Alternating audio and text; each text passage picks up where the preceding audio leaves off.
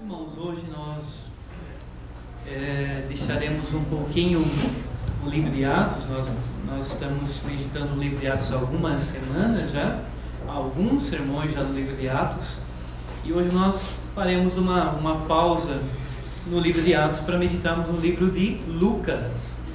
E o escritor, tanto de Atos quanto do Evangelho, é o mesmo. Nós só vamos mudar de livro, mas é o mesmo escritor. Lucas e Atos foram escritos pela mesma pessoa, Lucas, o médico amado. E hoje nós faremos a leitura no Evangelho de Lucas, capítulo 7, versículo 11 ao versículo 17. Eu peço que todos os irmãos prestem bastante atenção, prestem muita atenção. É um tema delicado, mas é um tema extremamente bíblico e um tema extremamente importante para nós entendermos as Escrituras. Vamos lá, Lucas capítulo 7, versículo 11 até o versículo 17. Diz assim o texto em Lucas capítulo 7, versículo 11 até o versículo 17. A ressurreição do filho da viúva de Naim. Em dia subsequente, dirigia-se Jesus a uma cidade chamada Naim, e iam com ele os seus discípulos e numerosa multidão. Como se aproximasse da porta da cidade, eis que saiu o enterro do filho único de uma viúva, e grande multidão da cidade ia com ela. Vendo-o, o Senhor se compadeceu dela e lhe disse: não chores. Chegando-se, tocou o esquife e, parando os que o conduziam, disse: jovem, eu te mando, levanta-te. Sentou-se o que estivera morto e passou a falar, e Jesus restituiu a sua mãe. Todos ficaram possuídos de temor e glorificavam a Deus, dizendo: grande profeta se levantou entre nós, e Deus visitou o seu povo. Esta notícia a respeito dele divulgou-se por toda a Judéia e por toda a circunvizinhança. Vamos fazer mais uma pequena oração? Senhor, a Tua Palavra foi lida e nós pedimos que nesta noite nós possamos meditar na Tua Palavra, dirigidos pelo Teu Santo Espírito, Pai. É Ele que nos ensina, é Ele que nos faz guardar, é Ele que nos faz praticar a Tua Palavra. E nós rogamos em nome do Teu Filho Jesus Cristo, que o Senhor possa nos ouvir e nos atender, Pai. Amém. Meus irmãos, a morte é algo terrível. Eu tenho quase certeza que todos aqui que estão aqui nesta noite já tiveram alguma experiência em relação à morte. E a morte certamente é algo terrível para quem quer que seja. O momento em que a morte chegar, ela traz algumas coisas com ela que são terríveis. Por exemplo, quando acontece uma morte, a morte sempre vem acompanhada de tristeza. Sempre acompanhada de tristeza. E você pode observar que, mesmo que seja uma pessoa como a gente diz, um bandido, mesmo a morte dele trará tristeza, porque a sua mãe vai chorar, seu pai vai chorar. Algumas pessoas que não queriam que ele vivesse daquela forma irão chorar. Mesmo que seja uma pessoa terrível e que nós digamos que seja um bandido, a morte mesmo assim, ela traz tristeza. A morte também traz angústia, ela traz uma angústia terrível, e não somente na angústia no momento da morte, mas depois que os dias passam, a angústia fica no ser humano. E muitas vezes o ser humano precisa ficar por muito tempo para tentar sarar uma ferida que a morte traz no coração do ser humano. E às vezes nunca sara. Algumas perdas nunca são substituídas. As pessoas que nós amamos não são substituídas. A morte também traz separação, e a morte principalmente traz choro, traz lágrimas, porque você nunca vê alguém que morre e as pessoas não choram. Se você observar, praticamente todas as pessoas que morrem, você vai ver que existem pessoas chorando, derramando muitas lágrimas. Dependendo da pessoa são poucas, dependendo da pessoa elas são muitas, mas as lágrimas sempre existem na morte de alguém. E como eu disse, não existe nada mais terrível do que a morte nesta vida. Neste mundo não existe nada mais terrível. E enquanto estava escrevendo, estava lembrando de alguns momentos históricos. Alguns momentos que nós passamos como brasileiros e vimos o poder da morte.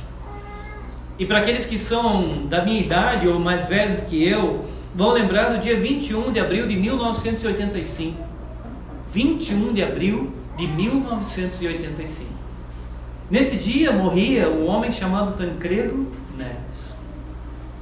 E por mais que o tempo tenha passado, eu sei que alguns irão lembrar de como o Brasil sentiu naquele dia. Como as pessoas sentiram, porque ele seria o nosso primeiro presidente depois do período militar, seria o primeiro presidente depois do período militar. E as pessoas então depositaram a esperança de que o Tancredo Neves iria abençoar o Brasil, a nação seria abençoada pela sua subida à rampa do Planalto. Mas acontece que o Tancredo Neves morreu. E eu lembro-me nesta data, eu lembro-me de como a tristeza invadiu, como foi o velório do Tancredo Neves, como as pessoas se angustiaram pela morte dele. Uma outra marcante momento foi 1º de maio de 1994. Quase todos vocês já existiam, e eu tenho certeza que foi no dia da morte do Ayrton Senna. Eu tenho certeza que muitos vão lembrar quem lhe deu a notícia, muitos vão lembrar aonde você estava quando você recebeu a notícia que o Ayrton Senna havia morrido. E aqueles que lembram vão lembrar do choro, da angústia dos brasileiros, da notícia, dos noticiários dizendo morreu Ayrton Senna do Brasil, e muitas pessoas que nem eram parentes nem nada dele choraram pela morte dele. Eu chorei, tenho certeza que tantos choraram. Lá no Japão, se vocês assistiram uma reportagem, os japoneses amavam Ayrton Senna e os japoneses lamentaram tanto quanto nós pela morte do Ayrton Senna. E nessa semana nós vimos uma outra tragédia, uma tragédia, mas não somente com uma pessoa, não somente com uma pessoa, mas nós vimos um avião, e é um outro dia que certamente daqui a 10, 15 anos eu vou lembrar exatamente desse dia, do que aconteceu nesse dia. O meu celular pela manhã começou a receber algumas mensagens no WhatsApp e começa a fazer barulho, algumas começam a fazer barulho, e eu abri ali de manhãzinho, e alguém, um dos pastores do presbitério dizia: olha, vamos orar e pedir a Deus que Deus console o coração dos familiares do avião da Chapecoense, da tragédia do avião da Chapecoense. E ali meu coração já acelerou e eu já levantei rapidinho, liguei o noticiário de manhã e já dava todos os noticiários lamentando e mostrando o acidente, e mostrando quem havia morrido ali no acidente, os que haviam sobrevivido. E essa tragédia com o avião da Chapecoense, que é do nosso estado, ela só foi e é e sempre será muito marcante, porque há a morte. A morte ali, ela ceifou a vida de tantos ali que no avião caiu. Imagine então o choro, porque tenho certeza que muitos de vocês até choraram em ver as reportagens, muitos se angustiaram. Imagine ontem que teve o velório coletivo dos jogadores na Arena Condá, de jogadores da Chapecoense, a torcida chorando, a mãe do goleiro Danilo dando voltas ali e dando o exemplo de uma mãe que mesmo na perda de um filho estava ali e emocionando aqueles que estavam. O mundo inteiro, principalmente o mundo do esporte, fez homenagens à Chapecoense. Times grandes, times pequenos fizeram homenagens e ainda continuarão fazendo homenagens à Chapecoense. Por quê? Porque houve a tragédia do avião cair, e por causa da ganância de alguém, não vamos entrar aqui em muitos detalhes, mas por causa da ganância de alguém que não quis parar, não quis pousar para reabastecer o avião, e acabou o combustível faltando 6 quilômetros para o avião chegar no aeroporto. Mas o certo é que a morte novamente fez suas vítimas. E nós vemos que as tragédias, elas acontecem. O Ayrton Senna morreu, os jogadores da Chapecoense morreram, ali jornalistas, tripulantes do avião morreram, e a morte continuará imperando. A morte continuará imperando. Não foi o último acidente com pessoas do esporte, ainda no futuro acontecerão outros, porque eles também morrem de acidente. Outras pessoas também morrerão. E se nós observarmos o texto que nós lemos nessa noite, nós também encontramos uma mulher que tem a sua tragédia. Se nós observarmos o texto, nós encontramos aqui uma mulher que a Bíblia não diz o nome dela, mas a Bíblia mostra que era uma mulher que estava enfrentando uma tragédia na vida dela. estava enfrentando exatamente o poder da morte na sua vida, na sua história. Porque note que o texto diz, no capítulo 7, versículo 11, em dia subsequente, dirigia-se Jesus a uma cidade chamada Naim, e iam com ele seus discípulos e numerosa multidão. Agora, preste atenção no versículo 12, que diz no versículo 12, como se aproximasse da porta da cidade, eis que saiu o enterro do filho único de uma viúva, e grande multidão da cidade ia com ela. E você observa que este versículo mostra que essa mulher estava enfrentando o poder da morte na família dela novamente. Porque o texto diz que ela era uma viúva. Viúva. Então essa mulher já sabia, já havia sentido o poder da morte quando seu marido morreu. E ela ficou, com o seu filho único. Gerado, daquele marido, provavelmente daquele marido ali, gerado daquele marido, e ela fica com um filho único. Mas você nota no texto que agora novamente a morte traz o seu efeito e ceifa a vida agora do filho dela. E eu fiquei imaginando, enquanto escrevia aqui as linhas para ir acompanhando, fiquei imaginando que no dia em que eles descobriram, o casal descobriu que ela estava grávida, com certeza houve uma grande alegria nesse casal. E alegraram-se porque ela estava grávida e o tempo foi passando e nasceu o filho, mas daqui a pouco a vida dela começa a parecer que é marcada por tragédia, como muitas vidas nossas são marcadas assim. Muitos de nós muitas vezes perdemos pessoas queridas que fazem parte da nossa vida e perdemos. Então morre o marido dela e depois nós não sabemos o tempo que se passou, mas morreu também o filho único dela. Quem sabe a morte do marido e do filho tenha sido separada por meses de diferença. Quem sabe, nós não temos aqui os detalhes bíblicos, mas o que nós temos é que essa mulher perdeu seu marido e perdeu seu filho. E imagine vocês, e principalmente os pais, quando nós vemos alguém perdendo um filhinho, nós sempre nos colocamos no lugar, imaginando a tristeza da pessoa quando perde seu filho.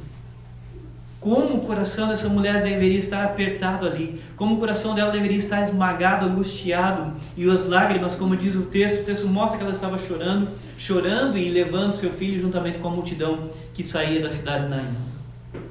E nessa hora, na hora da tragédia, nós nos perguntamos, nós fazemos perguntas, nós falamos algumas coisas, e o que nós perguntamos nesse momento, o que se fala nesse momento? E eu quero que vocês prestem bastante atenção para nós entendermos o que a Bíblia fala. Sabe o que nós muitas vezes dizemos? Mas será que Deus tem alguma coisa a ver com o que aconteceu? Será que Deus tem alguma coisa a ver com a morte do marido dela, com a morte do filho dela, com a morte do Tancredo Neves, do Ayrton Senna, ou também com a tragédia do avião, que também morreram ali? Na hora da morte, nós precisamos entender que a Bíblia tem um ensino, que ela ensina sobre o que é a morte e se Deus tem alguma coisa a ver com a morte. Para vocês terem ideia, existe um sujeito chamado Ricardo Gondim. Esse sujeito é um sujeito extremamente perigoso, porque ele é de uma linha chamada teísmo aberto. E o teísmo aberto afirma que Deus não é onipotente, não é onipresente e não é onisciente. Que Deus não é. E Deus então não sabe o que vai acontecer no outro dia. Então as tragédias, Deus não sabia das tragédias. Deus não sabia que o avião iria cair. E nessa hora o sujeito aparece, porque é um momento de tragédia, o sujeito aparece para dizer que Deus não tem nada a ver com isso. Por que Deus não tem nada a ver com isso? Porque ele não sabia. Então o que nós estamos dizendo nesse momento? Estamos dizendo que nos momentos das tragédias, no momento da morte, Deus não tem nada a ver com isso. Então por que as pessoas morrem? Será que Deus não tem nada a ver?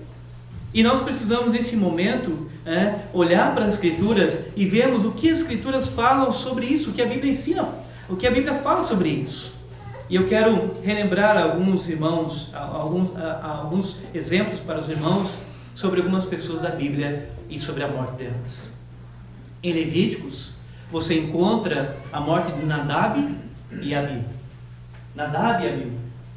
E o texto de Levíticos, capítulo 10, versículo 1 em diante, conta que o Nadab e o Abiú entraram no tabernáculo levando fogo estranho. e foram lá no tabernáculo. Alguns acreditam que eles entraram bêbados no tabernáculo, e entraram bêbados lá para dentro do lugar onde era o culto, era feito o culto ali, e o Nadab e Abiú entraram, quem sabe, bêbados lá. E sabe o que diz no Levíticos capítulo 10, versículo 2? Diz exatamente assim: então saiu fogo de diante do Senhor e os consumiu, e morreram perante o Senhor. Note que o texto bíblico diz: então saiu fogo de diante do Senhor e os consumiu, e morreram perante o Senhor. E o texto não esconde nadinha de que Deus não sabia, de que Deus não tem nada a ver com isso. Pelo contrário, o texto diz que Deus fez um julgamento, e ali naquele momento, o que aconteceu? Os dois morreram. Preste atenção que eu não estou dizendo que a queda do avião, ou a morte do Ayrton Senna, ou do Tancredo Neves foi um julgamento. Deus o sabe. O que eu estou falando claramente e abertamente é que as Escrituras mostram que Deus tem a ver sim com a vida e com a morte. Querem um outro exemplo curioso? Nabal. Nabal foi um homem que negou comida ao rei Davi. Era um homem avarento, e você encontra a história dele em 1 Samuel capítulo 25. A história de Nabal. Negou comida, a mulher foi lá e levou para o rei Davi, entregou a comida, e o texto diz que aí o Nabal foi e fez colocou uma mesa cheia de coisas, começou a comer e comer, e depois de 10 dias o texto diz o seguinte, o texto diz assim: passados uns 10 dias, feriu o Senhor a Nabal e este morreu. O texto é claro novamente, mostrando que o Senhor foi lá, feriu Nabal e ele morreu. Ou seja, na morte de Nadab e Abiú, na morte de Nabal, a Bíblia mostra que Deus é soberano, que Deus é quem governa a vida e a morte. Que a morte não pode ser algo que ela acontece por acaso, mas precisa ter um Deus governador sobre a vida e sobre a morte. Porque senão nós perderíamos a esperança. Se a morte é o acaso, então nós temos que começar a ficar angustiados. Mas se nós confiamos que Deus é quem governa a nossa vida, nós podemos descansar e saber que nós vamos viver até onde Deus nos permitir. Agora, não é só de Nabal. Há também homens que você observa curiosamente. Moisés. O que a Bíblia fala sobre Moisés? Moisés alcançou 120 anos. 120 anos. E sabe o que o texto ensina? Ensina o seguinte: Deus chega para Moisés e fala assim: Moisés, hoje é o teu último dia de vida. Vai e se despede dos teus. Coloca Josué como líder e agora se despede, porque hoje eu vou te recolher aos teus pais. E avisa Moisés que aquele seria o último dia da vida dele. E dá um recado para ele dizendo: vai e se despede dos teus. E se você ler Deuteronômio capítulo 33 e 34, o Moisés vai lá e vai fazer a despedida dele com o povo. Porque ele sabe que aquele dia é o último dia de vida dele, e ele sobe no monte e ele falece no monte. Mas ele subiu no monte sabendo que aquele era o seu último dia de vida, e Deus o avisou e ainda permitiu que ele fosse despedir dos seus. E qual é o problema de Deus avisar que seria o último dia? E se Deus mandasse esse recado para um de nós hoje, dizendo: vai, se despede dos teus, porque amanhã é teu último dia. Será que nós continuaríamos entendendo que Deus é soberano, que Deus é quem governa a nossa vida, que Ele é Senhor da nossa vida, que Ele nos deu a vida, portanto Ele pode nos tirar a vida? Será que nós somos capazes de fazer como Jó, que disse: o Senhor deu, o Senhor tirou? Será que nós somos capazes de entender isso, que a Bíblia apresenta que existe um Deus que governa todas as coisas? Ou será que nós vamos começar a falar como o Gondim, dizendo: não, Deus não sabia o que iria acontecer. Não, Deus não tem nada a ver com isso. Deus só governa as coisas boas, mas as tragédias, Deus não governa, Ele deixa de ser governador. Isso é um absurdo, conforme as Escrituras. Mas há mais 2 exemplos que eu quero citar antes de continuar a observar o texto aqui. O texto de Jonas é interessante, porque o Jonas diz assim para eles, para os navegadores, para os tripulantes lá do navio, diz assim: olha, me atirem no mar, e o que vai acontecer? O vento vai parar, o mar vai se acalmar. É por minha causa que está vindo o vento, então me atirem no mar. E o Jonas quer morrer. É engraçado que o Jonas quer morrer naquele texto. E eles pegam e veem que um navio vai naufragar, eles vão lá e pegam o Jonas e lançam no mar. E o que o texto diz? O Jonas conseguiu o que queria? O texto diz assim, que o Senhor deparou um peixe para que tragasse Jonas. Olha que interessante, ele quer morrer, porque ele não quer ir pregar para os ninivitas. Mas Deus não deixa ele morrer e manda que um peixe vá e fique esperando lá para que engula o Jonas. E vocês observam que o Jonas é engolido e o texto diz que ele fica 3 dias no ventre do peixe e não morre no ventre do peixe. E lá ele faz uma oração. E eu pergunto para vocês, por acaso Deus não está governando a vida?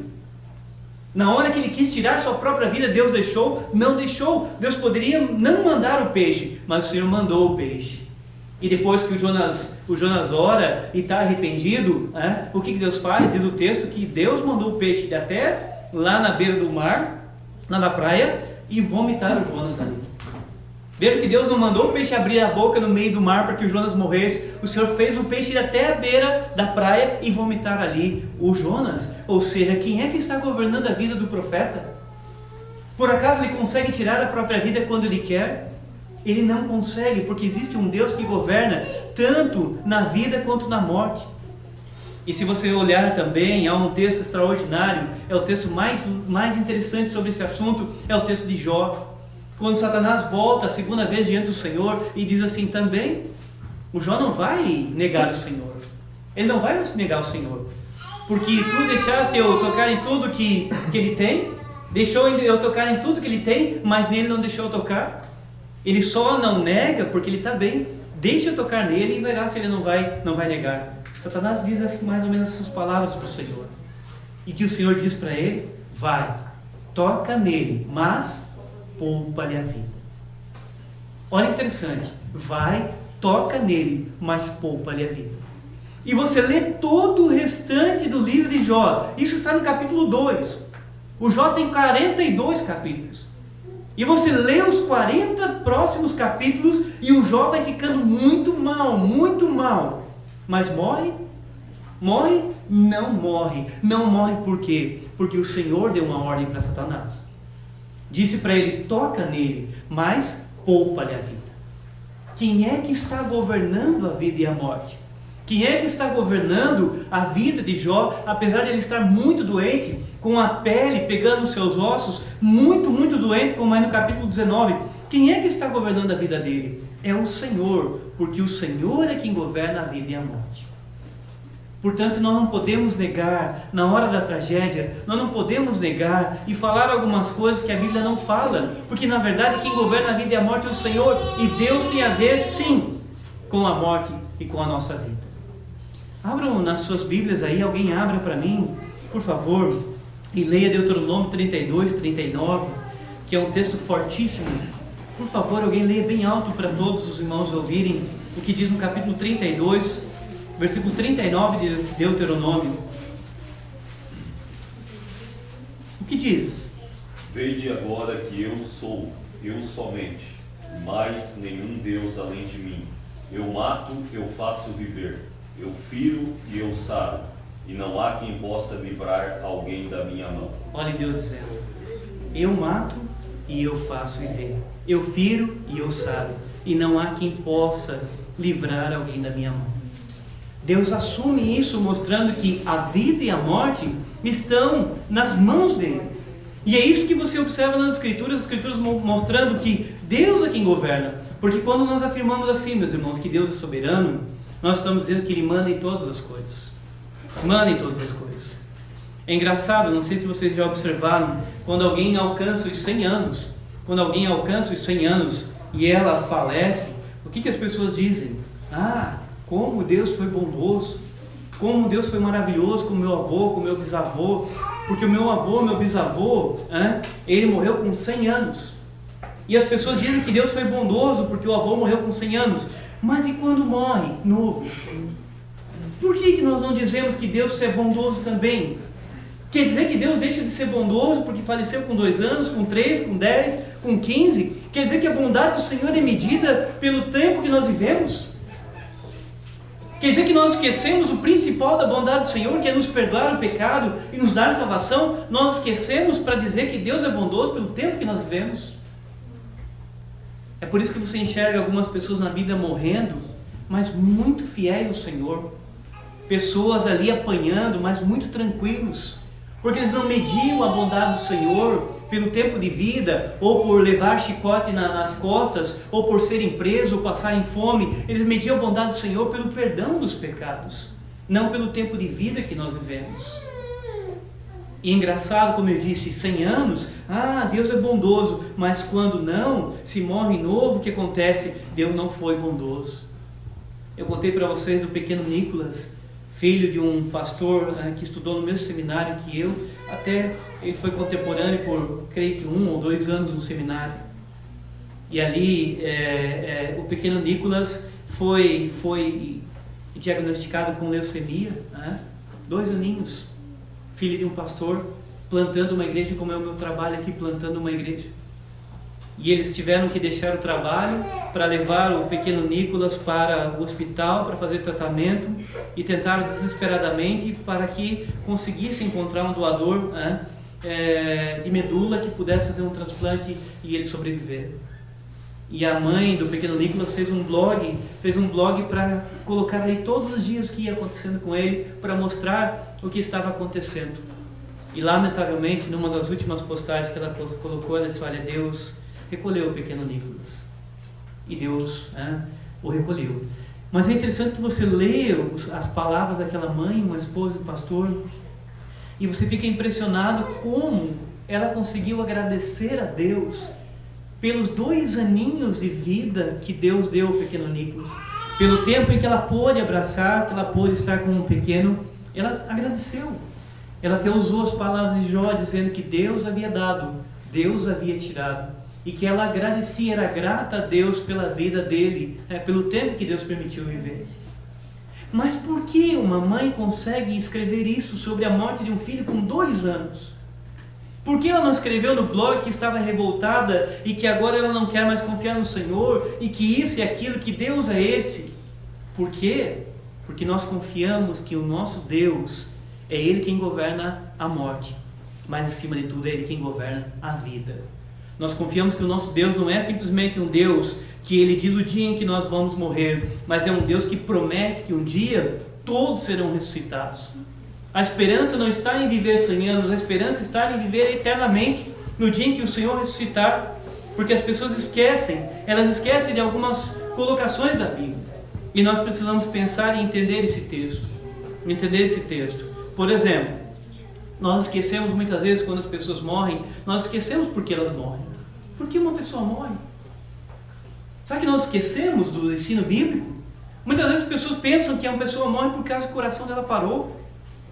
Muitas vezes as pessoas pensam que as pessoas morrem porque houve um acidente de Fórmula 1, ou porque um avião caiu, ou por qualquer outra coisa. Mas a Bíblia não diz que nós morremos por causa do coração.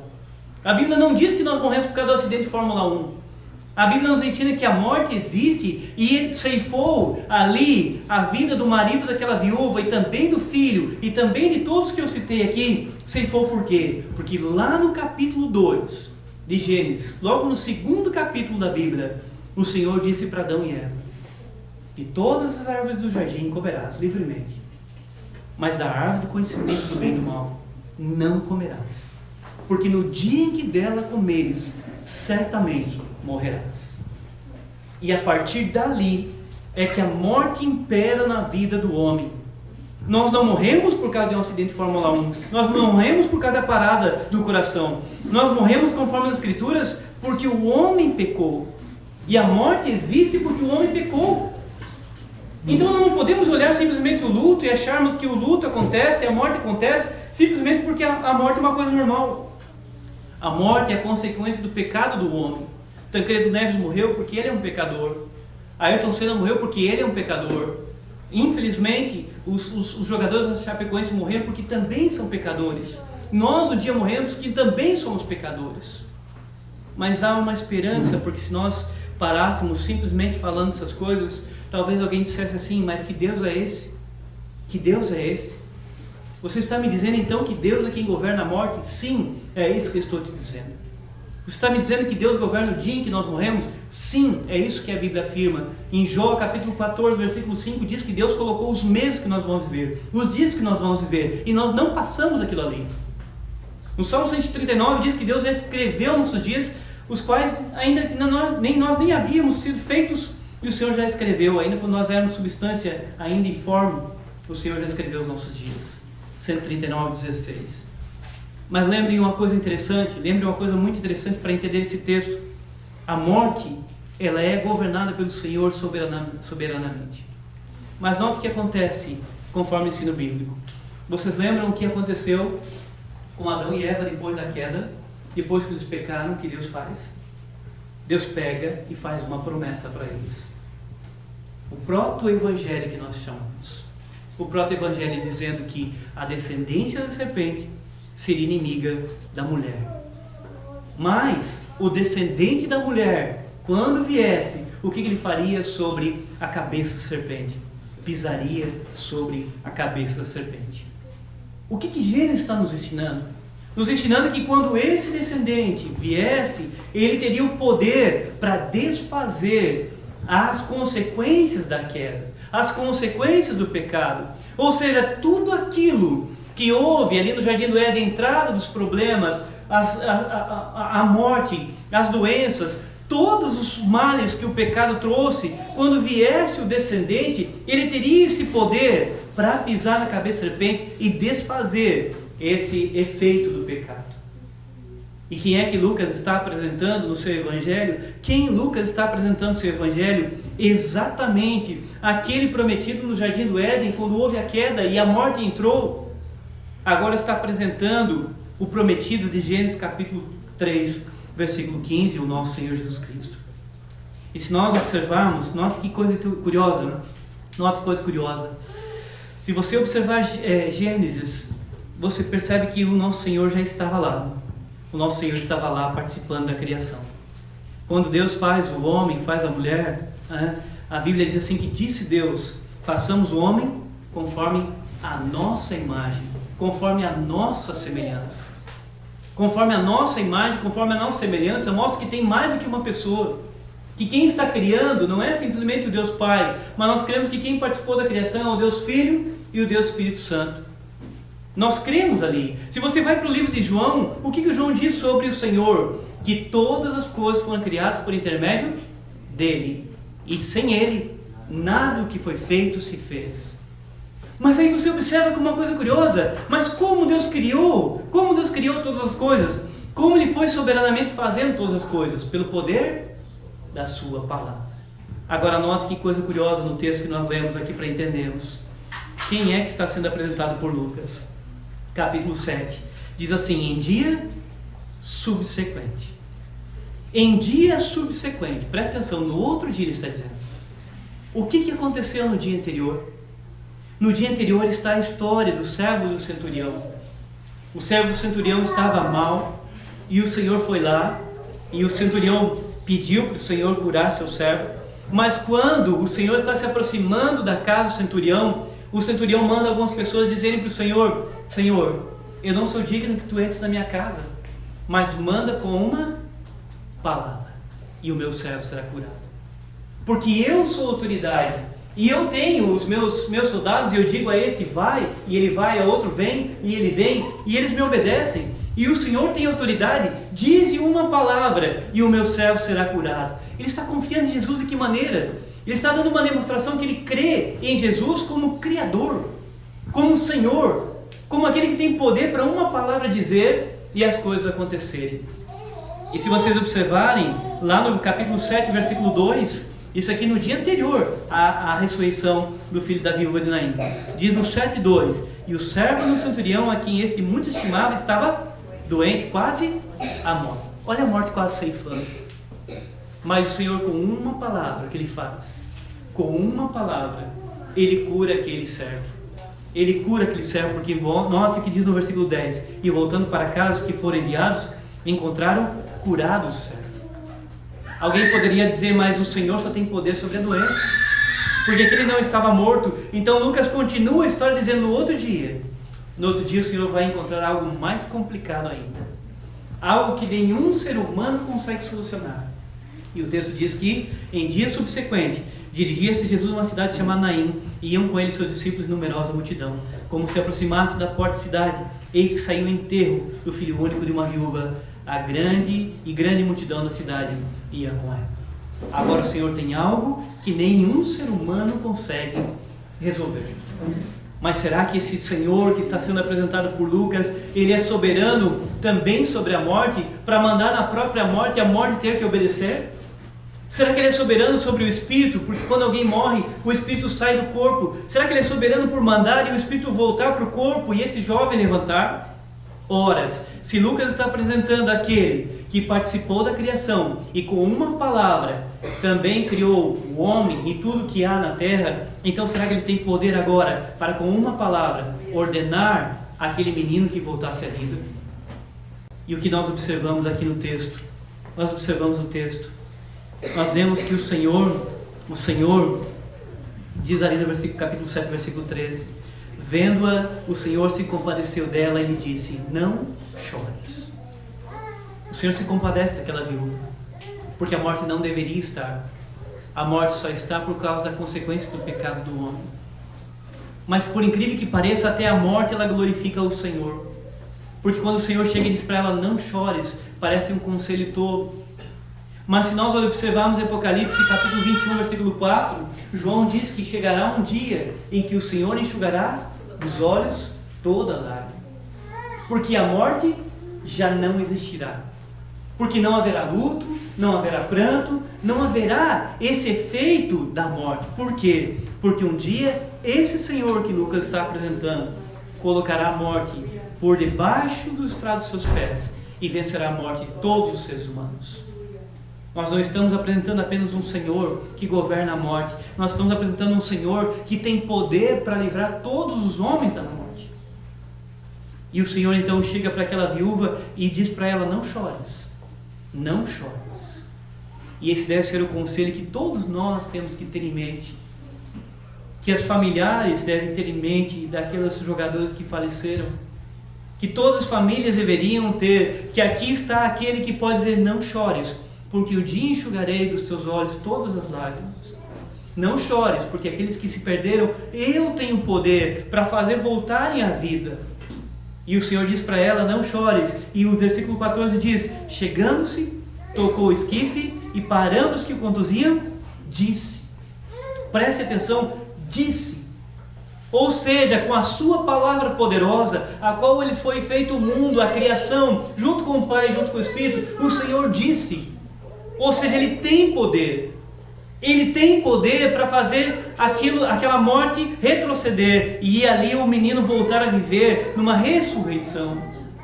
Porque se nenhum de nós consegue resolver o problema da morte, aqui está sendo apresentado por Lucas aquele que tem poder para desfazer a morte, para fazer o homem ressuscitar. E o que nós deveríamos fazer quando lemos esse texto é confiarmos nesse Senhor, porque Ele não promete simplesmente ressuscitar esse jovem, porque esse jovem voltou a morrer. Mas nós precisamos confiar no Senhor, porque Ele promete que um dia, conforme a sua voz, todos que se acham nos túmulos ouvirão a sua voz e sairão. Assim está em João capítulo 5, versículo 28 e 29. Não é apenas para esses jovens, mas é para todos os homens. Chegará um momento em que Ele dirá: saiam dos túmulos, e todos sairão. Quem sairá dali? Sairá Tancredo Neves, sairá Ayrton Senna, sairá todos os jogadores que faleceram, a comissão técnica, todos sairão. Porque quem tem poder para transformar um dia de tristeza em alegria é o nosso Senhor para a sua glória. Engraçado, no meio dos destroços do avião, tem uma foto que foi batida de um livro do John Piper, nos destroços do avião. E o título do livro: O que Jesus espera dos seus seguidores. A gente não sabe quem estava lendo, mas certamente alguém que confia em Jesus. E quem estava lendo provavelmente pode ter sido que morreu no acidente, mas morreu na confiança de que o Senhor Jesus Cristo tem poder para ressuscitar. Morreu e as suas famílias agora estão tristes. A sua família está triste, os seus amigos estão tristes, mas morreu confiando que existe um Senhor que um dia trará a ressurreição todos. E aqueles que confiaram nele viverão para todo sempre, sem nunca mais voltarem a morrer. Como nós podemos deixar de confiar nesse Senhor que as Escrituras apresentam? Um Senhor que tem poder para chegar, tocar e simplesmente dizer: levanta-te. Isso tem que ser sinal de esperança para nós. Porque quando nós perdemos alguém, nós sabemos que um dia o Senhor voltará e ressuscitará todos que se acham nos túmulos, grandes, pequenos, todos. E a nossa confiança deve ser em olhar para esse texto e entender quem é Jesus em nossas vidas, que Ele é poderoso para dizer para a viúva: não chores, e ressuscitar o seu filho. Note, o texto diz, versículo 14 e 15: chegando-se, tocou o esquife, e parando-se que o conduziam, disse: jovem, eu te mando, levanta-te. Sentou-se que estivera morto, e passou a falar, e Jesus o restituiu à sua mãe. O que está acontecendo aqui? O Senhor transformando o luto em alegria, a tristeza em alegria. Porque aquela mãe que estava derramando lágrimas ali naquele momento que ela faz, agora o Senhor com uma palavra manda o menino voltar a viver e restitui sua mãe, e diz para aquela viúva: está aqui o teu filho, está aqui. E eu fico imaginando como aquela viúva olhou para o Senhor e como ela entendeu Jesus. E ela deve ter olhado e entendido muito bem que ali está o prometido do Jardim do Éden, aquele que pode desfazer o poder do pecado, aquele que pode fazer com que a morte já não exista, como as promessas bíblicas apontam. É esse Senhor que nós esperamos, é esse Senhor que nós aguardamos, o Senhor que não tem simplesmente poder para curar um jovem, o servo do centurião que estava doente, mas é um Senhor que tem poder para ressuscitar alguém que está morto. E nós confiamos nesse Senhor. O que diz o versículo 16? Note qual é o resultado do Senhor vencer a morte. Claro que esse jovem voltou a morrer, mas note que diz o texto: todos ficaram possuídos de temor e glorificavam a Deus. Se ali eles estavam glorificando a Deus por uma ressurreição, imaginem vocês quando o Senhor voltar e ressuscitar todos os mortos de todos os tempos. Imaginem se aqui já há glorificação de Deus por uma ressurreição. Imaginem vocês, bilhões e bilhões e bilhões de homens ressuscitados. Quanta glória haverá naquele dia! Quantos louvores haverá naquele dia para aqueles que creram e confiaram nesse Senhor que a Bíblia está apresentando. Nós glorificaremos o Senhor com alegria. Aqueles que forem condenados estarão em tristeza, mas aqueles que confiam no Senhor glorificarão, porque poderão voltar a ver os seus amados, os seus queridos, os seus filhos, seus parentes, seu marido, sua esposa. Essa viúva poderá rever o seu marido, poderá rever o seu filho, porque já morreram. Foi isso que Paulo aconselhou os Tessalonicenses: não fiquem tristes como os demais, que não têm esperança.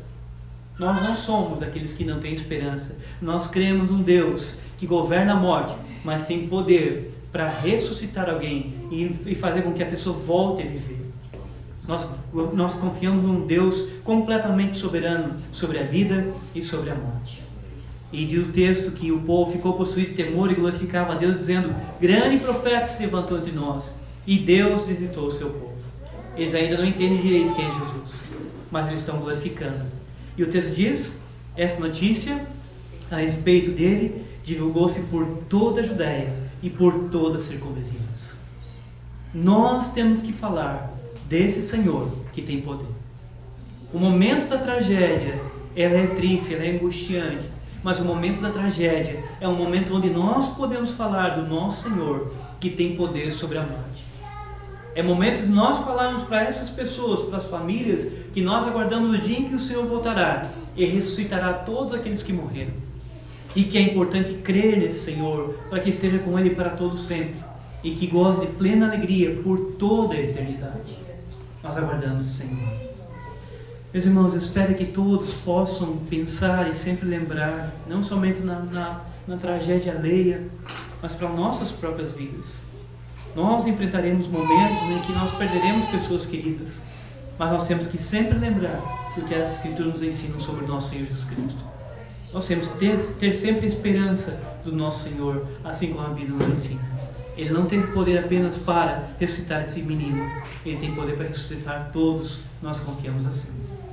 Que Deus os abençoe, que os irmãos possam orar por todos os enlutados que estão das famílias, dos jogadores chapecoenses, dos jornalistas, da tripulação, possam orar, mas que nós lembremos de anunciar para essas pessoas que nós cremos num Senhor que tem poder sobre a morte e um dia ressuscitará a todos. Que Deus abençoe cada um nessa noite Em nome de seu Filho Jesus Cristo.